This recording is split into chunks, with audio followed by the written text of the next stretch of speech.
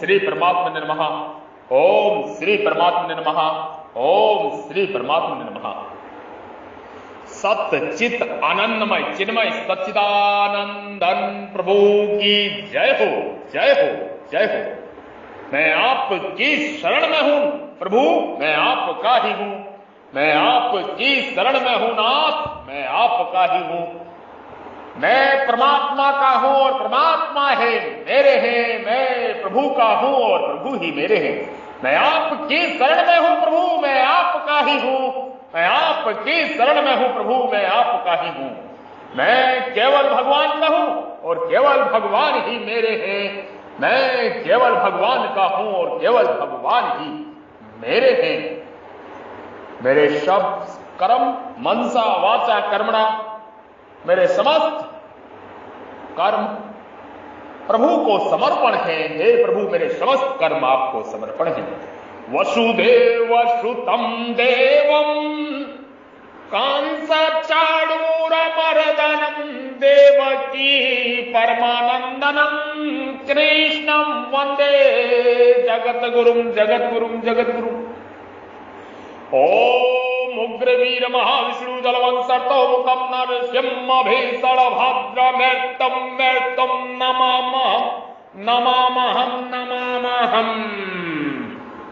आपके हृदय रूपी मंदिर में विराजमान परब्रह्म परमेश्वर सच्चित आनंदमय सच्चिदानंदन प्रभु की जय हो।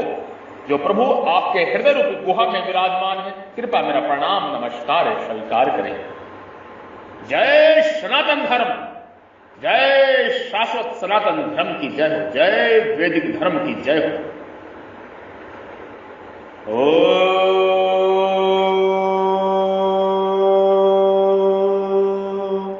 या शस्त्र विधि मृत्युस्तः वर्तते कामकारतः नासास्ति महवाप्नोति न सुखम न परम गतिम।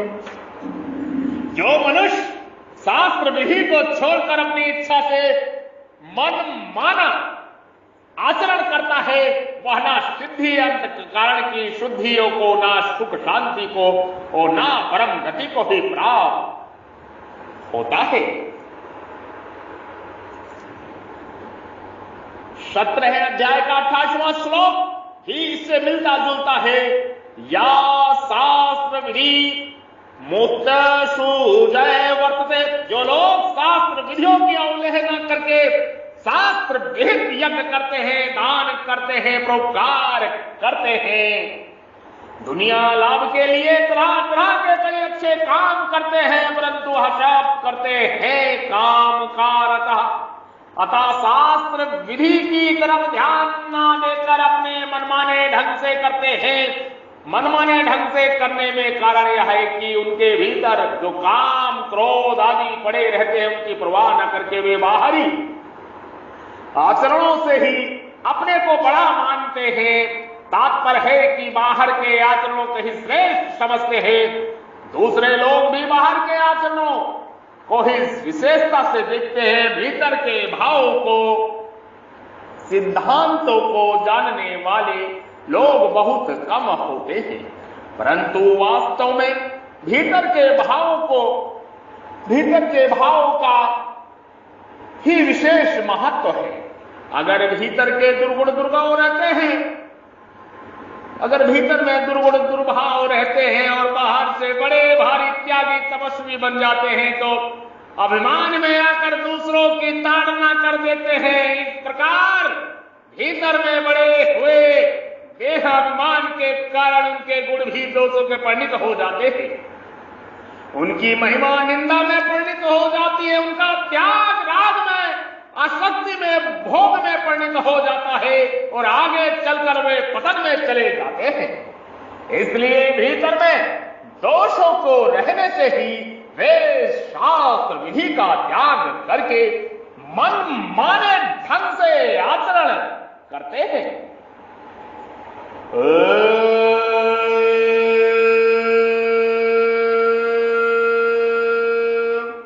जैसे रोगी अपनी दृष्टि से जो कुपथ्य का त्याग और पथ्य का सेवन करता है, पर वह आसक्तिवश कुपथ्य ले लेता है जिससे उसका स्वास्थ्य और अधिक खराब हो जाता है, ऐसे ही वे लोग अपनी दृष्टि अच्छे काम करते हैं, पर भीतर में काम, क्रोध और लोभ का आवेश रहने से वे शास्त्र विधि की अवहेलना करके मनमाने ढंग काम करने लग जाते हैं, जिससे वे अधोगति में चले जाते हैं। नासा सिद्धिम वापयनोति, आसुरी संपदा वाले जो लोग शास्त्र विधि का त्याग करके यज्ञ आदि शुभ कर्म करते हैं, उनको धन मान आदर आदि में रूप में कुछ प्रसिद्धि रूप मिल सकती है, पर वास्तव में अंतकरण की शुद्धि रूप जो सिद्धि वह उनको नहीं मिलती। ना सुखम, उनको सुख भी नहीं मिलता, क्योंकि उनके भीतर में काम, क्रोध आदि जलन बनी रहती है। पदार्थों के संयोग से होने वाला सुख उन्हें मिल सकता है, पर वह सुख दुखों का कारण ही है, अर्थात उससे दुख ही दुख पैदा होते हैं। गीता के 5वें अध्याय का 22वां श्लोक तात्पर्य है कि परमार्थिक मार्ग में मिलने वाला सात्विक सुख उनको नहीं मिलता। ना परम गतिम, उनको परम गति भी नहीं मिलती। परम गति मिले ही कैसे, पहले तो वे परम गति को मानते ही नहीं, और यदि मानते भी हैं तो भी वह उनको मिल नहीं सकती, क्योंकि काम, क्रोध और लोभ के कारण उनके कर्म ही ऐसे होते हैं। सिद्धि, सुख और परम गति न मिलने के तात्पर्य है कि वे आचरण को श्रेष्ठ करते हैं जिससे उन्हें सिद्धि, सुख और परम गति प्राप्ति हो सके, परंतु भीतर में काम, क्रोध, लोभ, अभिमान आदि रहने से उनके अच्छे आचरण भी बुराई में ही चले जाते हैं। इससे उनके उपयुक्त चीजें नहीं मिलती। यदि ऐसा मान लिया जाए कि उनके आचरण ही बुरे होते हैं, भगवान का ना सिद्धिम वानायोति ना सुखम ना परम गतिम, ऐसा कहना बनेगा ही नहीं, क्योंकि प्राप्ति होने पर ही निषेध होता है। प्राप्त सत्यम निषेध, असुर मनुष्य अभिमान के कारण अपने को सिद्ध और सुखी मानते हैं। सिद्धो हम बलवानतः सुखी, पर वास्तव में वे सिद्ध और सुखी होते नहीं। ना सा सिद्धिम वैनयोति ना सुखम, उनके हृदय में अभिमान और देश की अग्नि जलती रहती है। शास्त्र विधि का त्याग करने से मनुष्य सिद्धि आदि की प्राप्ति नहीं होती। इसलिए मनुष्य को क्या करना चाहिए, इसे आगे के प्रसंग में प्रभु की वाणी में कहेंगे। यहां आए काम कारक वृत्त है, शास्त्र विधि का अवहेलना करके मनमाने ढंग से बर्ताव करता है। और 5वें अध्याय में 12वें श्लोक में आए काम कारण फले सकता, भोगों की पदार्थों की इच्छा से फल में आसक्त हुआ। दोनों में थोड़ा अंतर है। काम कारक में क्रिया करने में उच्छल वृत्ति है, और काम कारण में भोगों में इच्छा। तात्पर्य है कि काम कारक की दृष्टि क्रिया की तरफ है और काम कारण की दृष्टि क्रिया परिणाम फल की तरफ है। परिणाम में मुझे अमुक कामुक लाभ होगा, पर दोनों में मूल कारण तो काम ही है। एक बात ध्यान देने की है, 7वें श्लोक में लेकर इस 23वें श्लोक तक आसुरी संपत्ति को वर्णन हुआ है। इससे कुल 9 बार काम शब्द आया है। जैसे काम हेतुकम, काम रसित्य, कामोपघ परम, क्रोध प्राणा काम भोगतम, काम भोगेषु कामम, काम और काम कारकः। इससे यह सिद्ध होता है कि आसुरी संपत्ति का मूल कारण कामना है, काम है, अर्थात कामना ही है।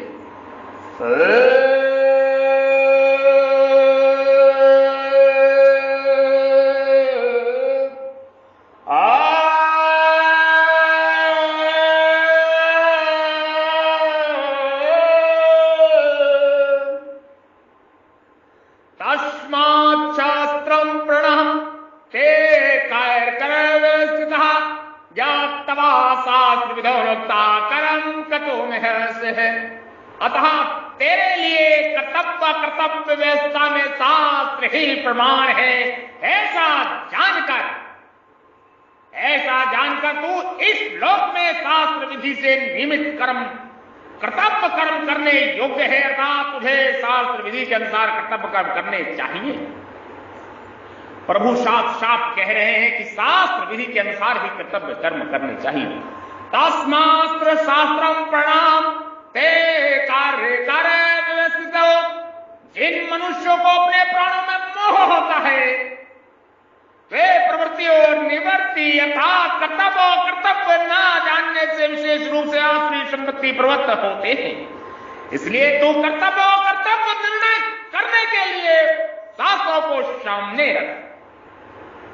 जिनकी महिमा शास्त्रों ने गाई है और जिनका बर्ताव शास्त्रीय सिद्धांत के अनुसार होता है, ऐसे संत महापुरुष के आचरणों और वचनों के अनुसार चलना भी शास्त्र के अनुसार ही चलना है। कारण कि उन महापुरुषों ने शास्त्रों को आदर दिया है और शास्त्रों के अनुसार चलने में ही वे श्रेष्ठ पुरुष बने हैं। वास्तव में देखा जाए तो जो महापुरुष परमात्मा तत्व को प्राप्त हुए हैं उनके आचरणों आदर्शों भावों आदि से ही शास्त्र बनते हैं। शास्त्रम प्रमाणम का तात्पर्य है कि लोक परलोक आश्रय लेकर चलने वाले मनुष्य के लिए कर्तव्य अकर्तव्य की व्यवस्था शास्त्र ही प्रमाण है। ज्ञात्वा शास्त्र विधानतः क्रम कृतो महेश से प्राण पोषण परायण मनुष्य शास्त्र विधि को ही किसी से प्रवृत्त होना और किससे निवृत्त होना नहीं जानते। गीता के 16वें अध्याय का 7वां श्लोक। इसलिए उनकी सिद्धि आदि की प्राप्ति नहीं होती। भगवान जीव से कहते हैं कि तू तो देवी संपत्ति को प्राप्त है, अतः तू शास्त्र विधि को जानकर कर्तव्य पालन करने योग्य है। जीव पहले अपनी धारणा से कहते हैं कि युद्ध करने से मुझे पाप लगेगा, जबकि भाग्यशाली श्रेष्ठ क्षत्रियों के लिए अपने आप प्राप्त हुआ युद्ध स्वर्ग मार्ग देने वाला है, स्वर्ग को देने वाला है। गीता के 2 अध्याय का 32वां श्लोक भगवान कहते हैं कि हे भैया, तो पाप पुण्य का निर्णय अपने मनमाने ढंग से कर रहा है। तुझे तो इस विषय में शास्त्र को प्रमाण रखना चाहिए। शास्त्र की आज्ञा समझकर ही तुझे कर्तव्य कर्म करना चाहिए। इसका तात्पर्य है कि युद्ध रूप क्रिया बांधने वाली नहीं है, प्रकृत स्वार्थ और अभिमान रखकर ही हुई शास्त्रीय क्रिया यज्ञ दान आदि ही बांधने वाली होती है। मनमाने ढंग से शास्त्र विपरीत की हुई क्रिया तो पतन करने वाली होती है। स्वतः प्राप्त रूप क्रिया क्रूर और हिंसा रूप दिखती है, पाप जनक नहीं होती। गीता के 8वें अध्याय का 27वां श्लोक तात्पर्य है कि भावान्वित कर्म करता हुआ स्वार्थ रहित मनुष्य पाप को प्राप्त नहीं होता। अर्थात ब्राह्मण, क्षत्रिय, वैश्य और शूद्र इनके स्वभाव के अनुसार शास्त्रों ने जो आज्ञा दी है उसके अनुसार कर्म करने से मनुष्य पाप नहीं लगता। पाप लगता है स्वार्थ से, अभिमान से और दूसरों को अनिष्ट सोचने से पाप ऐसे लगता है। मनुष्य जन्म की सार्थकता यही है कि वह शरीर प्राणों के मोह में न फंसकर केवल परमात्मा प्राप्ति के उद्देश्य से शास्त्र विहित कर्मों को करे। 7वें श्लोक में भगवान ने कहा है कि असुर स्वभाव वाले मनुष्य कर्तव्य नहीं जानते। यहां भगवान बताते हैं कि वह असुर स्वभाव शास्त्र के अनुसार आचरण करने से ही मिटेगा। यहां शंका हो सकती है कि शास्त्र पढ़े हुए नहीं है, उनको कर्तव्य ज्ञान कैसे होगा? इसका समाधान है कि अगर उनका अपने कल्याण का उद्देश्य होगा तो अपने कर्तव्य का ज्ञान स्वतः होगा, क्योंकि आवश्यकता आविष्कार की जननी है। आवश्यकता ही आविष्कार की जननी है। आवश्यकता ही आविष्कार की जननी है। अगर अपने कल्याण का उद्देश्य नहीं होगा तो शास्त्र पढ़ने पर भी कर्तव्य ज्ञान नहीं होगा, उल्टे अज्ञान बढ़ेगा कि हम अधिक जानते हैं, हम अधिक जानते हैं, अज्ञान बढ़ेगा, अभिमान बढ़ेगा।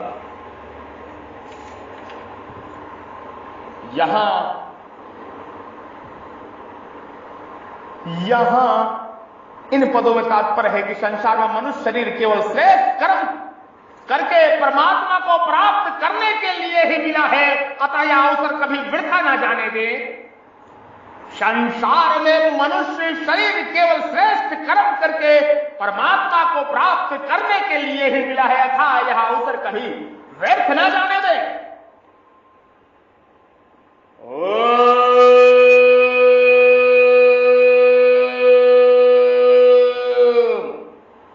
ओम तत् सत, ओम तत् सत, ओम तत् सत। इस 16वें अध्याय का नाम देवासुर संपद विभाग योग है। विभाग योग है क्योंकि इस अध्याय में जो दोनों संपत्तियों का वर्णन हुआ है वह परस्पर एक दूसरे से बिल्कुल विरुद्ध था। देवी संपत्ति कल्याण करने वाली, आसुरी संपत्ति बांधने वाली तथा नीच योनियों को नरक में ले जाने वाली है। जो साधक इन दोनों विभागों को ठीक रीति से जान लेगा वह आसुरी संपत्ति का सर्वथा त्याग कर देगा। आसुरी संपत्ति का सर्वथा त्याग होते ही देवी संपत्ति स्वतः प्रकट हो जाएगी। देवी संपत्ति प्रकट होते ही एकमात्र परमात्मा के संबंध हो जाएगा।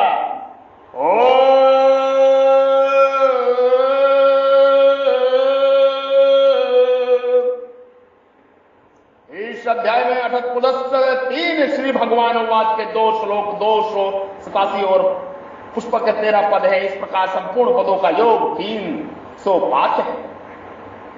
इस अध्याय में 8 अध्याय श्री भगवान वाद के 7 श्लोकों में 768 और पुष्पका के 52 अक्षर, इस प्रकार संपूर्ण अक्षरों का योग 834 है। इस अध्याय के सभी श्लोक 32 अक्षरों के हैं।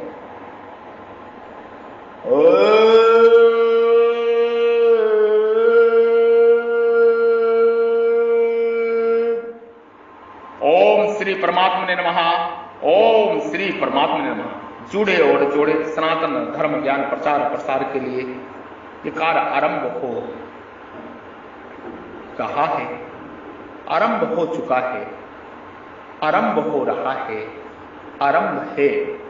आप सभी जुड़े और जोड़े 9811179477 9811179477 ये संपर्क नंबर है।